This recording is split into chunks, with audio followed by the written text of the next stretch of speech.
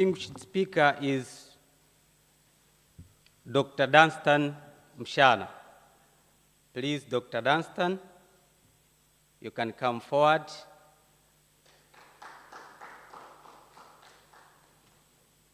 Another one is Dr. Boniface Richard. Dr. Boniface, please. As he's moving, you can clap the hands for him.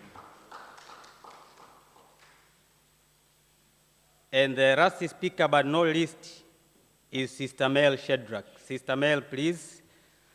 As she's moving forward, you can clap the hands for her. So I will start introducing one speaker after another. We'll be having the main speaker, who will be Dr. Wilson Charles Mahera. Dr. Mahera serves as the Deputy Permanent Secretary for Health, Social Welfare, and Nutrition Services at the President's Office, Regional Administrative and Rock Government. Dr. Mahera has a background in academia. He has been the senior lecturer at the University of Dar es Salaam for a couple of years, and he's a research-oriented leader with a vast leadership experience from the subnational to the national level, where he has occupied various positions, including the District Executive Director, but again, he has the extensive experience in election management as the Director for the National Electoral Committee, the NEC. But again, he holds degrees from the University of Dar es Salaam, where he obtained his undergraduate degree, and then a master's from the University of Zimbabwe, Harare, and he holds the PhD from the Delft University Technology in Netherlands. So you can clap the hands for our main speaker, Dr. Charles Wilson Mahera. The second speaker is Dr. Dunstan Mshana. Dr. Mshana currently is the coordinator for healthcare financing at the President's Office, Regional Administrative and Local Government. He has nearly 17 years of diverse experience in the public healthcare sector, serving at various administrative and managerial positions with master's degree in health monitoring and evaluation, and strong ambition to be experienced healthcare manager. So Dr. Dunstan Mshana is dedicated to improving the quality of healthcare service delivery and inspires to collaborate with national and international organizations in projecting, planning, and healthcare financing. So you can again join your hands together to appreciate Dr. Dunstan Mshana. Another distinguished speaker is Sister Mary Shedrack. Sister Mary Shedrack is a principal nursing officer at the President's Office, Regional Administrative and Local Government, with a vast experience of working in the healthcare sector. He worked at various positions in regional referral hospitals, but currently she's a public health specialist. But again, Sister Mary Shedrack is the coordinator for the data use for implementations at the President's Office, Regional Administrative and Local Government. So please join up your hands together again to appreciate Sister Mary Shedrack. The last speaker is Dr. Boniface Richard. Dr. Boniface Richard Malwa is a public health specialist working in Simiyu region as the regional medical officer. He has been the regional medical officer from 2021 to date, and he is a technical head services at the regional level on the health services, nutrition, and social welfare services in the region, with the core functions of planning, coordination, monitoring, and evaluation, but again, he has participated into inventing various healthcare system strengthening strategies in the region. But again, he's a public health system researcher, particularly on the healthcare financing and the health system strengthening. So please again appreciate the presence of Dr. Boniface Richard. So as I said, the aim of the forum will discuss on how the performance management and accountability in the primary healthcare, but again, we will deep dive see on what are the roles of the performance contract, but again, you will see the social accountability on the issue of the client feedback, and then you will deep dive and see another intervention for the health system strengthening the scorecard. So let me start by introducing the first speaker, the main speaker, who will take us into a 10-minute presentation on the role of performance management contract in the healthcare system. So please, Dr. Wilson Charles Mahera, you are welcome.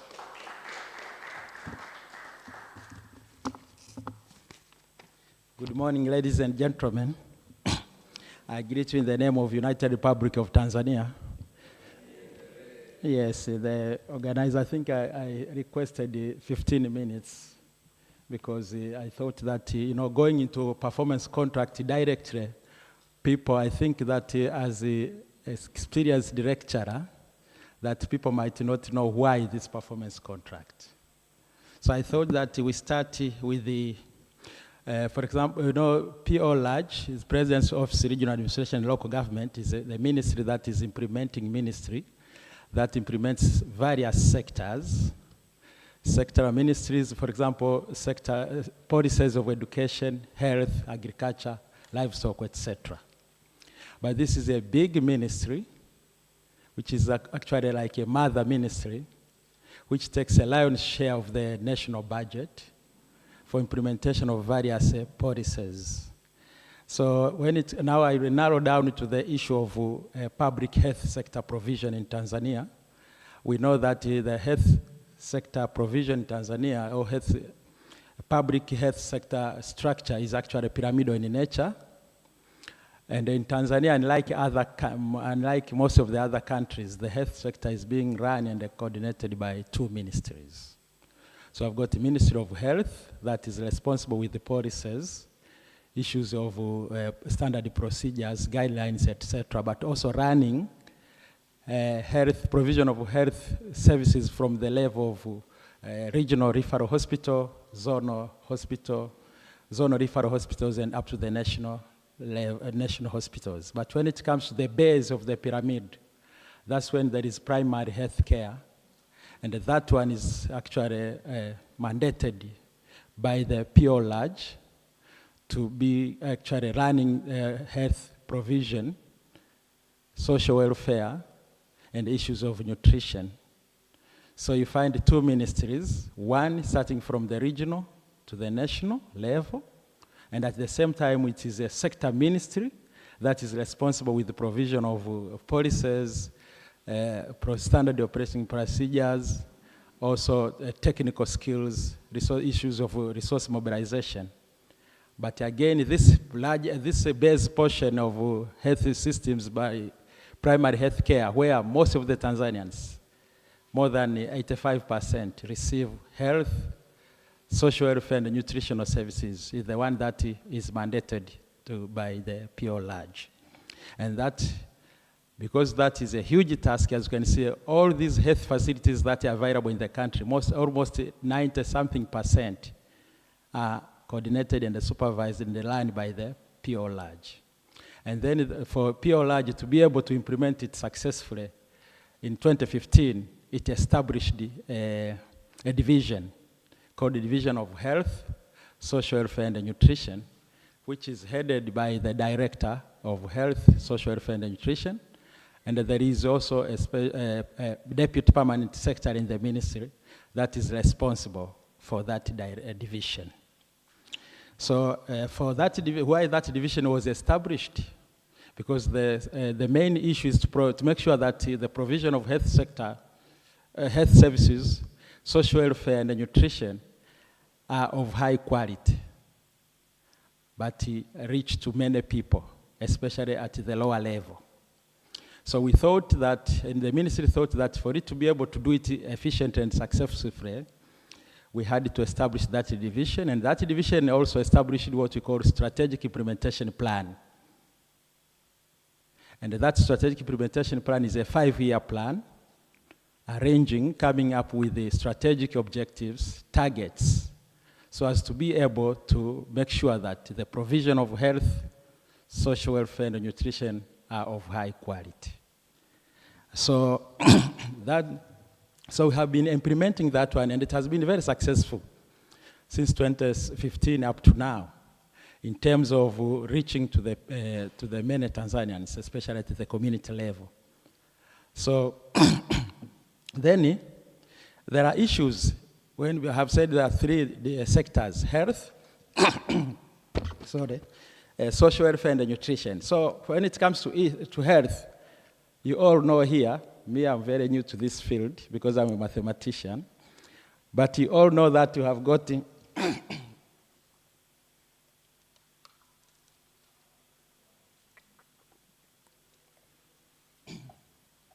have got health indicators and health services. We know that you have got, for example, what do we want in health sector indicators? We have got communicable diseases and non-communicable diseases. We want them to be put into control. So we measure, before we go to the performance contract, we want to see to what extent communicable and non-communicable diseases are controlled, because these ones contribute to the overall death that happens in the country. And then we have we have got, again, we want to improve the maternal and the child health indicators. So we want neonatal mortality rate to go down to the required standard. We want maternal mortality rate to be reduced. And we want to see whether postnatal care within 2 days are increased. And then we have got vaccination indicators. You know, we have got Penta 3, we have got measles, rubella 1 and 2, we have got polio vaccination. We want to see to what extent the coverage is done according to the standard and the routines of in terms of the cycle, etc. So we want to see the target groups. Are they vaccinated? Are they meeting all the required cycles, etc.? And then you have got malaria indicators. We want to see the prevalence rate of malaria. Is it down? How is the use of insecticide-treated nets, especially to under 5, etc., etc.? We have got HIV indicators, etc. But then, when it comes to issues of social welfare, we know that the targeted groups, most vulnerable children. We want to see the number of those in the community. And again, what is the causes of that? We want to see, for example, chronic poverty, social and family disintegration, but also diseases such as HIV/AIDS, also causes of that most vulnerable children population. We want to see people with disabilities. How are they treated there in the community? How are they accessing to the health and social welfare services?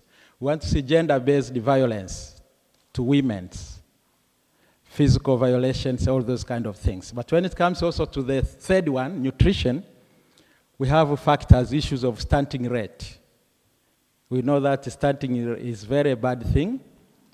So we are struggling to make sure that we invest in a human being, especially from conception up to when he or is about 8 years.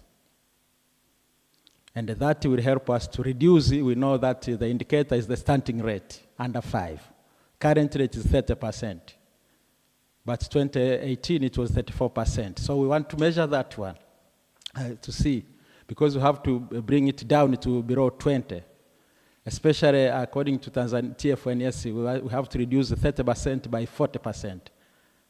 If we are to be better, because we know the impact, the negative impact of stunting rate in terms of education and the economy. So then we want to see also underweight among under 5. We want to see wasting among under 5. How are we performing? How are we faring? And that's where we find that there is a compact contract between the President of the United Republic of Tanzania and the regional commissioners.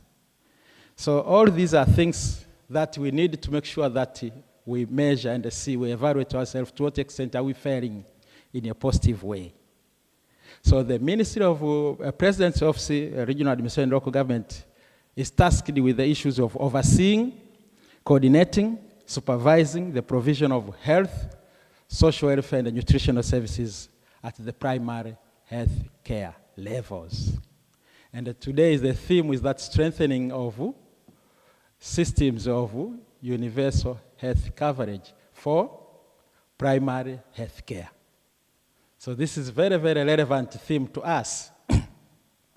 And when you say universal health coverage, it means we need to, I think there are issues of universal, holistic way of making sure that health is covered, accessibility is wider. So there is issues of health promotion, issues of health prevention, especially at the community level, and the issues of disease treatment or curative. All these are under PHC. But there are issues of palliative rehabilitation and palliative care. But all this cannot be done alone by the state, by the government alone. We need other non-state actors. And that's why we are with you and we appreciate your support, you stakeholders. So regional PO large has got a structure at the headquarters, but the structure goes down to the community, where we have the regional secretariat, which is tasked with issues of overseeing, coordinating, and supervising the provision of health, social welfare, and nutrition. I emphasize 3 things here: health, social welfare, and nutrition, but through the RHMT at the council level. But when you go to the council level, there is an issues of also issues of planning, coordinating, implementation, monitoring, and evaluation, the provision of health, social welfare, and nutrition at the council level through or with the aid of CHMT. These are the teams for there. And then, so we have the structure in place, the headquarters, the regional, and the LGAs. For what we want to see, all those indicators that I mentioned before, are they faring well? The various interventions that are being done, all these kind of things. So our directorate, where Dr. Anturi heads, is mandated to provide support, guidance, coordination, and the follow-up, and the quality administrative delivery on the provision of the 3 sectors I mentioned at the regional secretariat and the LGAs. So, but that one is being guided by the 5-year development plan 3, by the system the CCM manifesto, by the SDGs, by the national health policies, where we need to bring the services closer to the people. And so all these, what we had to do, we did a SWOT analysis and came up with 8 strategic objectives that we want to enhance. One of the objectives, and those strategic objectives were meant to increase efficiency in business processes, were meant to promote equity and improving health systems and client outcomes, were meant to human resource development, and the learning, modeling, and innovations. So we have 8 strategic objectives that we want them to be implemented successfully for the coming, now almost left with 3 years. And that's why we think that we are doing better, but we need to do more. So then we have Good governance. Strategic objective number 1 that we are dreaming for is good governance, strategic partnership, and administrative services being enhanced after a certain period of time. You know, when you have good leadership, when you have good governance, we know that probably those indicators will be in a positive direction that we want through the leadership of RHMT, CHMT, and at the headquarters here. So we want to enhance the leadership. We want to enhance strategic partnership. But strategic objective number 2 is community and information systems for health, social welfare, and nutrition services being strengthened. And that's why, because we have UHC, so if we strengthen those systems, then we'll be able to, so vital, for example, vital statistics coordinated and implemented, but our government alone cannot be successful. And then there is an issue of strategic objective number 3, issues of access and the quality of health, social welfare, and nutrition services improved. You want to improve that. But when it comes to access, you all know, most of you know that the government, especially under 6th Phase government, under Dr. Samia Suluhu Hassan, has invested a lot in the infrastructure, construction in new buildings, and rehabilitation. A lot of dispensaries, health centers, and hospitals have been constructed. But not only that, also have been equipped with the medical equipments, with the sophisticated equipments like digital X-ray machines, ultrasound, etc. You find them at the lower level. Why? Because we want to improve the quality of health provision, issues of diagnostic, etc., etc. So issues of radiology now can be found at that lower level. Strategic objective number 4 is health, social welfare, and nutrition financing and resource mobilization strengthened. This is what we want. So we commend the good job that you are doing. So issues of, I have seen health financing, because all these things need financing. That's why we have district health facility financing, and this from the headquarters to the region and also to the lower level. So we have got strategic purchasing and the financing. Oh. Research, innovation, and evidence synthesis strengthened. Want that one. And I have seen a lot of publication here. Issues of infrastructure, equipment, transport, facilities. We have done a lot in terms of buying ambulances, in terms of building, as I have said, and equipping, issues of wash, nutrition, etc. But the 7th one is community ownership and participation. And that's why we want to invest now in community health workers, because we believe that will help us to strengthen attaining of UHC. And the issues of number 8 is the issues of human resource management, human capacity. With all these services has increased, then we have a shortage of human resource. We need them to be capacitated in terms of technical, etc., recruitment, deployment, and retention. That's why now what should be done? Then we need them to be done in an efficient, effective way. That's why we said we have not attained what we wanted. But maybe let us go now to the performance contract to see if we implement that performance contract, is it going to give us positive results? That's where now we come to this one. How do we...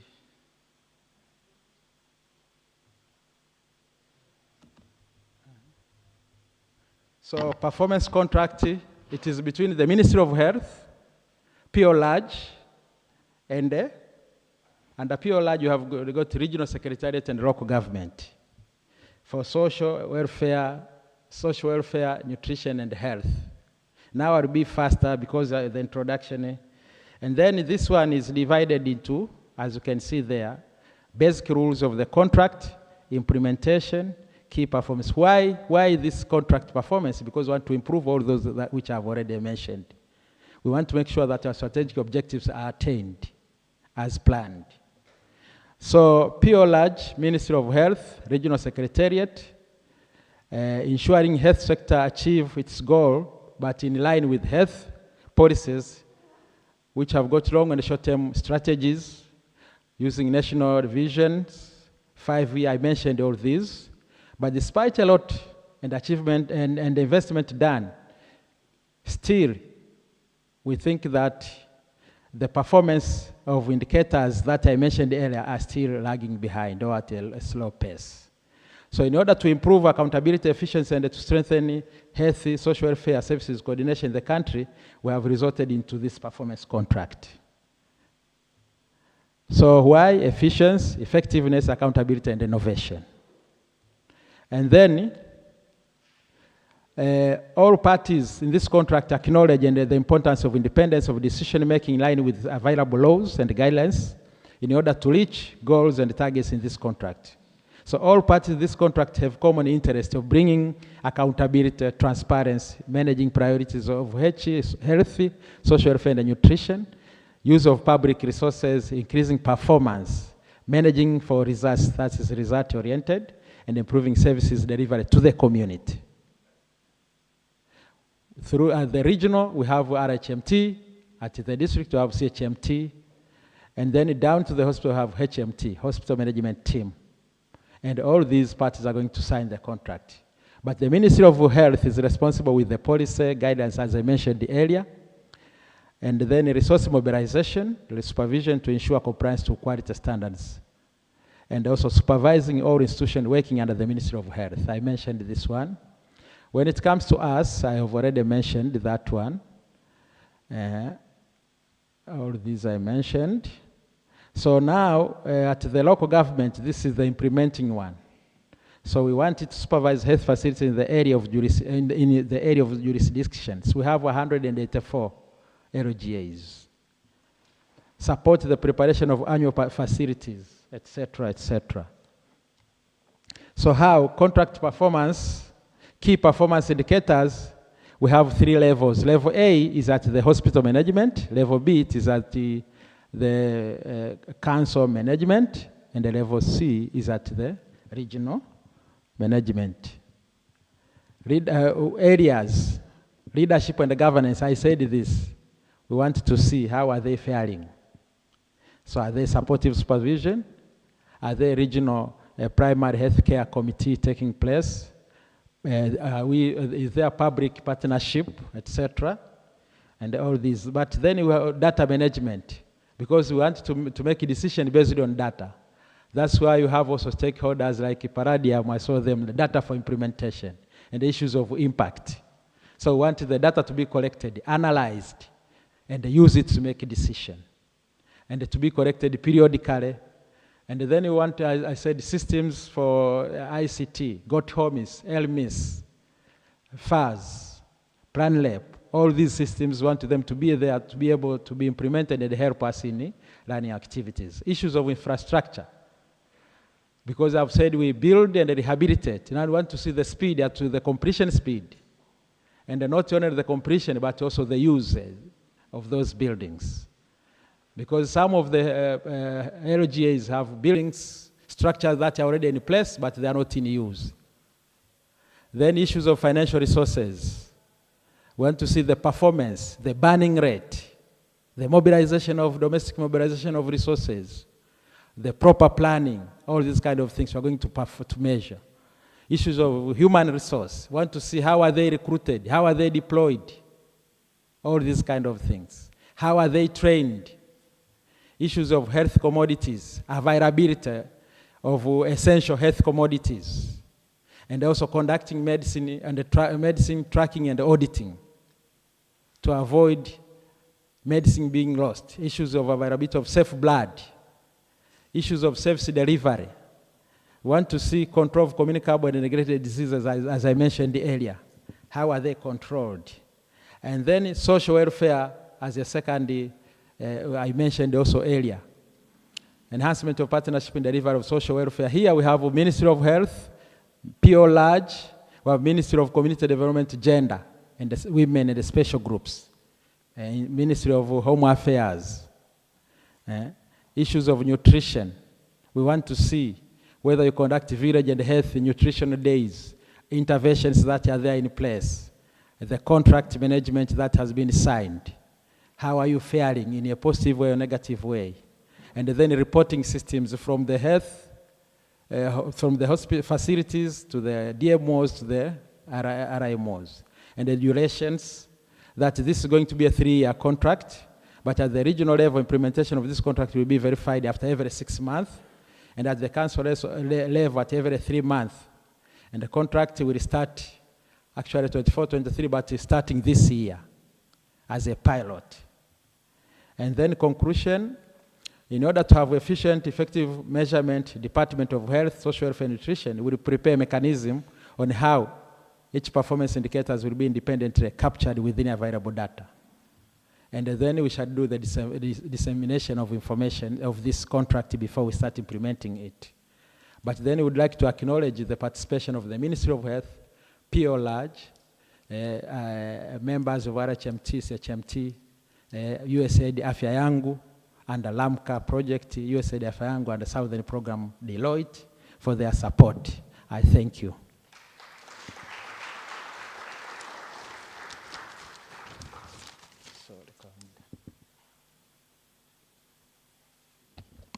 Thank you so much, Dr. Wilson Charles Mahera, for a very well informative presentations. You can please join your hands together again to appreciate his presentations. He has managed to elaborate the PORAG from the headquarters to the community level, but again, he explained on how the health system strengthening interventions, the performance contract in a well-detailed manner. So at this junction, let me take this opportunity to welcome Dr. Dunstan Mshana. You'll be having, please, like 3 minutes because we are running out of time to explain how are we going to assess this performance contract. Thank you. Good morning.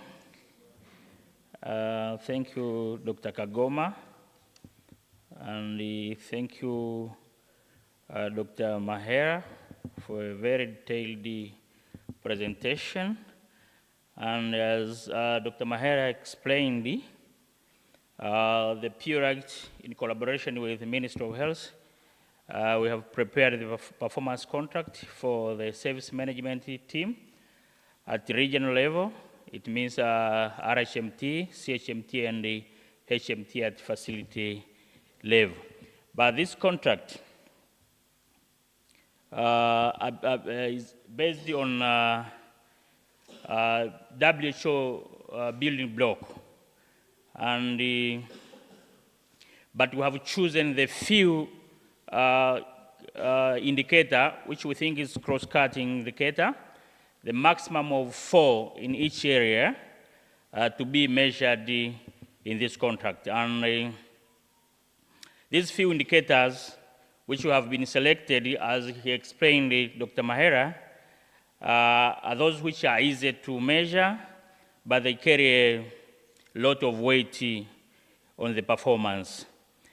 There will be indicator that will be measured at the regional level, as I said, council level, and the facility level. But we have an assessment tool. We'll have an assessment tool to assess those indicator, implementation of the indicator at different level. It means RHMT, CHMT, and the HMT. This will be the look and content of our assessment tool. Our assessment tool will have assess the block or the area which will be assessed, specific area to be assessed, indicator which are measured. It will have targets, verification criteria, possible score, score weights, actual score, and remark. For example, on the area or block of leadership and good governance, as Dr. Mahera explained, we'll have the specific area for supportive supervision. Our indicator to measure here will be number of supportive supervision which have been conducted on that specific period of time where we're going to assess. And there will be a target. For example, our target here will be 1 visit in every quarter. The RHMT team are supposed to have a supervision to supervise the CHMT in every quarter. And we'll have a possible score. For example, if we made 3 or more or 4 visits, the possible score here will be 3. And if it's 3, the possible score will be 2. So the weight score of this specific area will be 3, and will score according to the visits which have been made by the RHMT. Each assessment, each assessed area and indicator will carry its own weight in every area. As Dr. Mahera explained, that we'll be having 9 areas to be assessed. And the safety block will carry more marks compared to other blocks, because the service delivery block will be assessed on health, social welfare, and nutrition. Thank you very much. Thank you very much, Dr. Dunstan Mshana. So another speaker is Dr. Boniface Richard. As I said, Dr. Boniface Richard has the experience on various interventions on health systems, so please explain the experience of the scorecard with the performance contract in place in less than 3 minutes.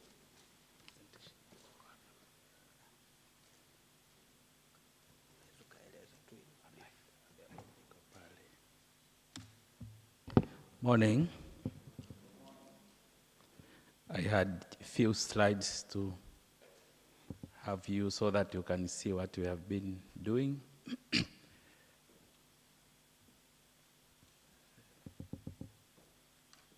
As I have been said, as I have been introduced, I'm a regional medical officer for Simiyu region, and I will just share the experience of starting implementing a kind of this scorecard that we are discussing here.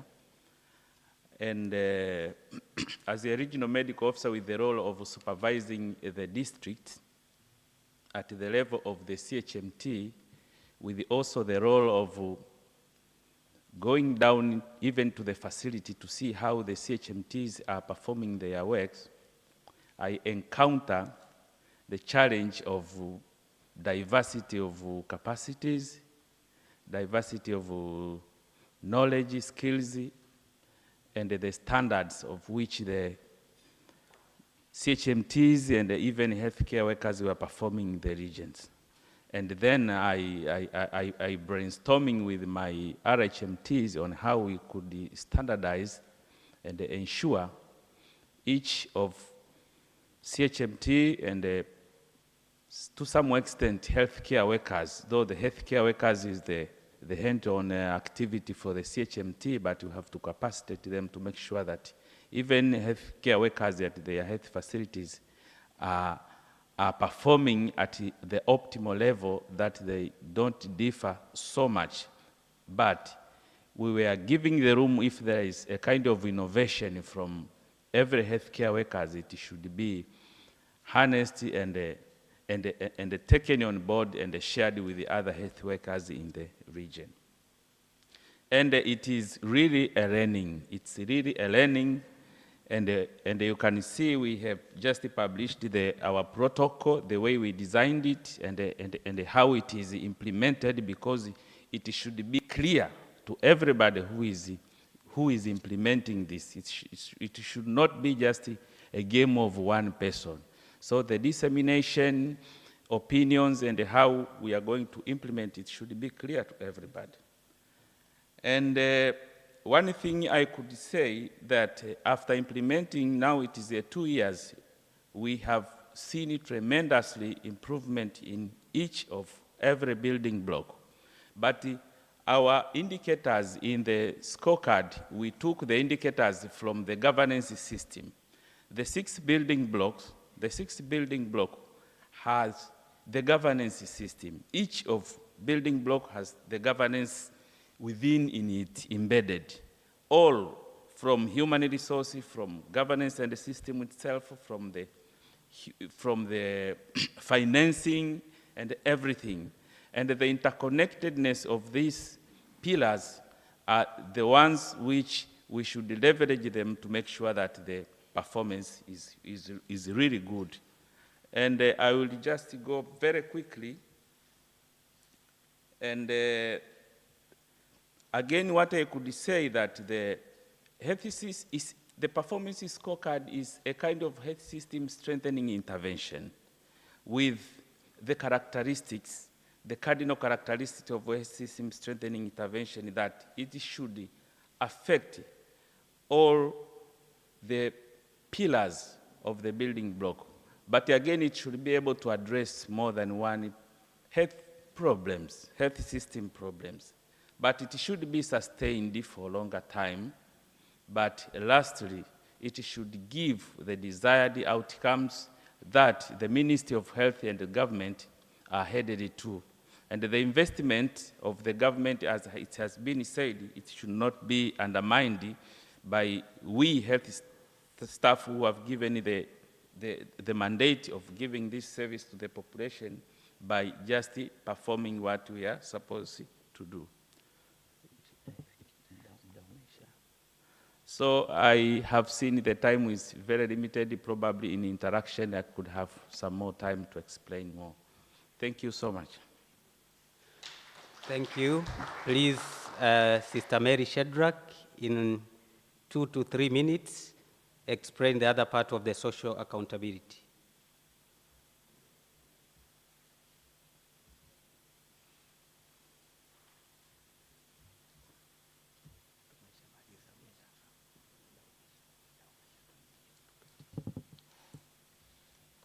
Yeah, we are going to pass through the client feedback system in health system. So what was the purpose of the assessment? How can Tanzania build a healthcare feedback on system? So what are the current client feedback system used in Tanzania? And we are going to see what are the strengths and the opportunity of this assisting system, what are the recommendations, and what was the scope of the assessment.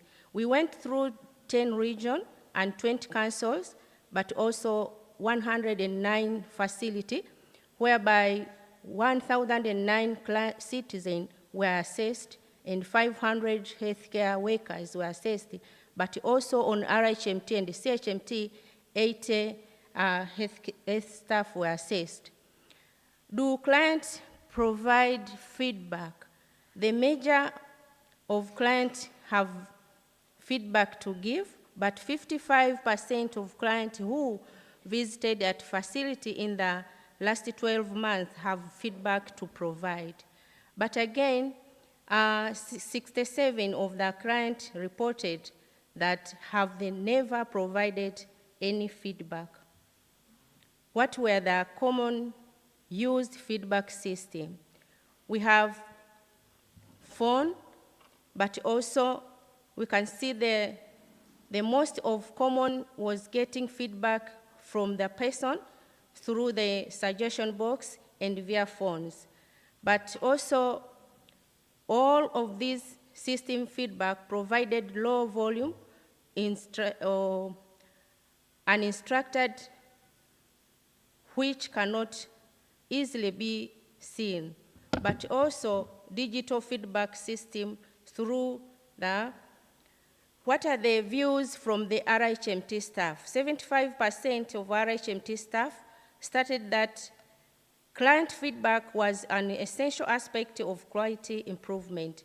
But again, 53% of RHMT and CHMT staffs experienced dissatisfaction with current feedback mechanism, and 79% of RHMT and CHMT staff believe that the digital feedback system would be cost-effective. What are the views from healthcare providers? 84% of healthcare workers stated that they require more feedback, and 76% of healthcare workers stated that reviewing client feedback was a very manual process, and 43% of healthcare workers stated that systems for handling feedback were unresponsiveness. And what were the views from the clients? 8% of clients reported they are unaware of feedback, and 67% of them, the feedback isn't taken seriously. But 73% of clients never receive the follow-up feedback. So what are the recommendations now? To design accessible, easily and user-friendly, trustworthy client feedback, awareness creation to promote use of feedback client, and reinforce culture of using the client feedback data quality for improvement, and using existing structure to share action taken driven from the client feedback. Thank you.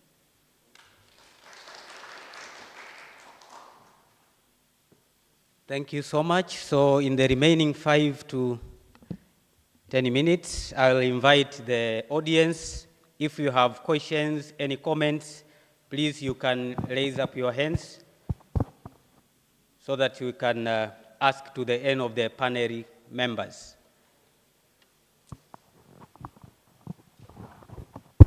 Yes, welcome. Yes, thank you. I'm Dr. Norman from KSMC. It's very important to see how TAMISEM is improving in terms of infrastructure. I really have one quick question in terms of human resource, especially on retention. We understand there might be some issues on staff motivation, that how now is working to improve that. Once maybe a medical doctor or a pharmacist is posted, either in health centers or in dispensary, they are motivated to stay there and being retained to provide care and private health facilities. Thank you. Another one?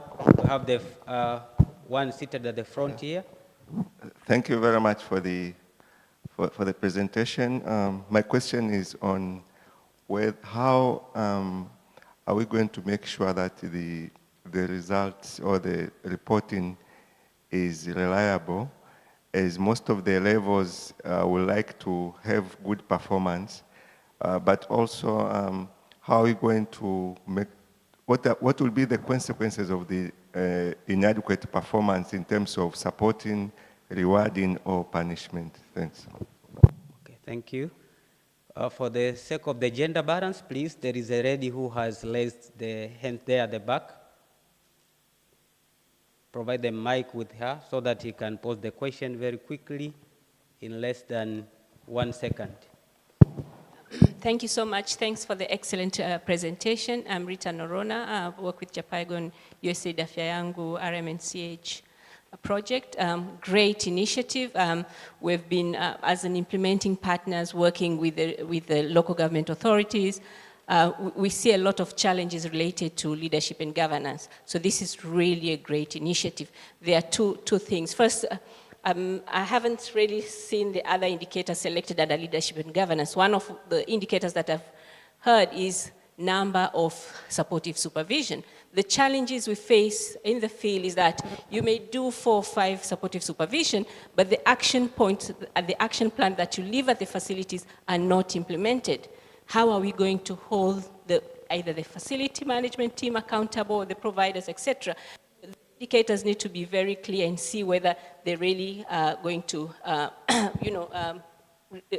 result into improved leadership and accountability, but also the healthcare, the health outcomes.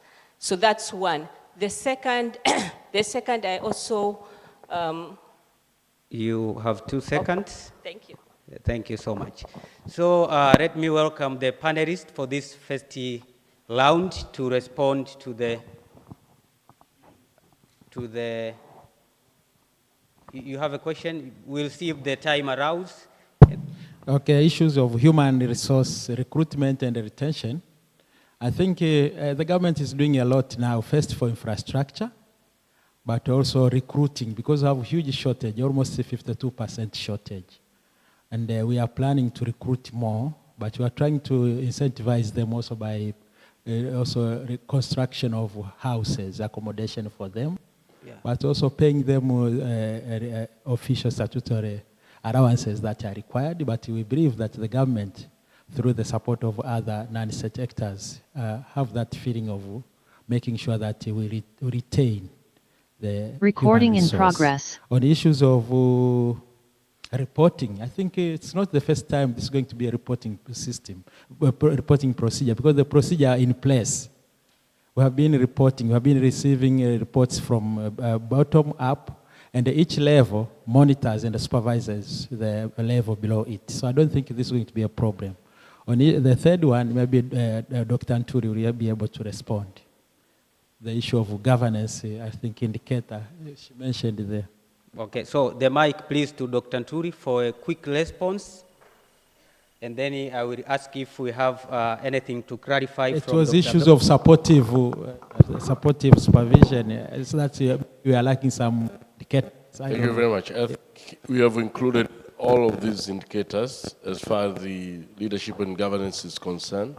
But for the interest of time, they've tried to summarize it. But also in terms of the motivation, we have divided it in two, in terms of intrinsic motivation and extrinsic motivation.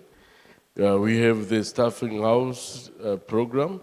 These are some of the retention strategies which we have in place, but also we have online courses for those who are working at the primary healthcare level. And the feedback we have been receiving from them, these programs are working pretty well and they motivate them.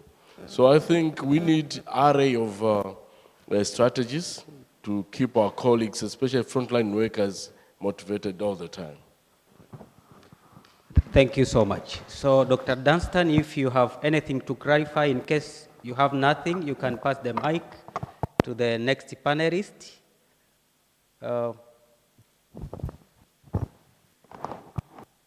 We are remaining with 3 minutes. Someone asked about the reliability of the contract. The contract, performance contract will be measured after 3 years. So if you have performed poor, the consequence will be there. If you performed good, reward will be there. But there will be assessment, as I said, Poralg will assess RHMT twice a year. And RHMT will assess CHMT in quartal basis, and CHMT will assess CHMT in monthly basis. So the consequence will be measured after 1 year, then we give you a chance maybe, but the contract will be for 3 years, so after 3 years there will be no discussion. If you did well, you will be rewarded. If you thank you, Dr. Dunstan. Thank you so much for a very well elaborated talk. And then he passed the mic to Dr. Boniface Yeah, I would respond a little bit on the issues of consequences of adverse event. The most important part of performance scorecard, I have said, is like a continuous quality improvement that is trying to strengthen the health system. And it should be institutionalized. This is the effort that would be taken by Poralg and the Ministry of Health to make sure that these are institutionalized activities that would be managed stepwise. And because, as I have said, that it is kind of evaluation, it would be unlocking and given the bottlenecks that have caused probably the certain institution or team of not to perform. And those factors, they might not be the factors for the team Let me be factor for the leaders, but be the system factors that could be even addressed for the future performance of the system. Thank you so much, Dr. Boniface. So we have like 3 minutes to time, and I see we had a lot of audiences have something to comment on this performance contract as a part of management accountability, but again, the client feedback and the scorecard. So, pass the mic to the, in 1 minute. Then Just 1 minute, I'll turn my question to a comment. Maybe we need to, thank you so much, this is great, and thanks Dr. Wilson for leading the mission. I think we need to look into how we also can support setting these healthcare workers, I mean the managers, to success, seeing how best we can help their capacities. Most of them are trained to be medical doctors, nurses. They're not trained to do much of governance, hospital management. I think it's something that we can revitalize to see. Before then, I think there used to be a district health management program that really capacitated them to really set up for success. I think maybe not a question, but adding that to be part of the strategy as well. Thanks. Thank you so much. So as we are going to an end, I welcome Dr. Charles Mahera, if in case you have anything to conclude on behalf of other panelists in 1 minute, and then I will come to the end. So maybe those leaders, actually, there are now short-term training courses going on at SEDA to build the capacity to them. But I would like now to avail myself of this opportunity to thank you all for your active participation. And it seems that the time was not enough, and probably I spent more time than but I wanted to make it very clear. And I think now you all know about the structure of how public health system is being provided in Tanzania. And we welcome you, and we promise that to give you maximum support to our office so that as our stakeholders in making sure that we strengthen the systems for UHC, especially for primary health care. Thank you. Thank you very much. So on behalf of the President's Office, Regional Administrative and Local Government Forum, I take this opportunity to congratulate everyone who have attended this forum, and we believe that we have discussed so much on this health system strengthening interventions, and will work on the improvement of the quality of healthcare services at the primary healthcare level in order to leverage the move or the effort of the country towards the achievement of universal health coverage. We are the primary healthcare workers, and we are dedicated to serve the community. Thank you so much, and see you in next forum.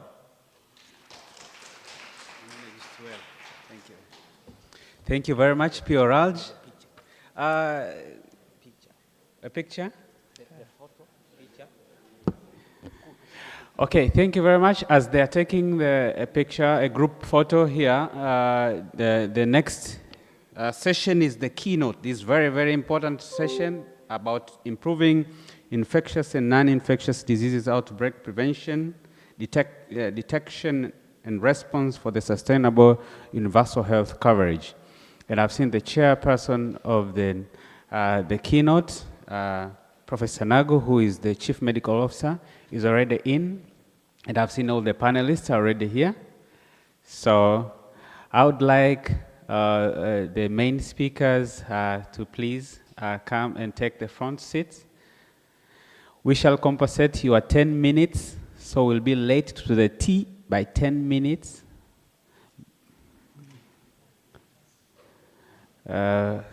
Please, may you come forward for the next keynote. If you want to hear more about this keynote, please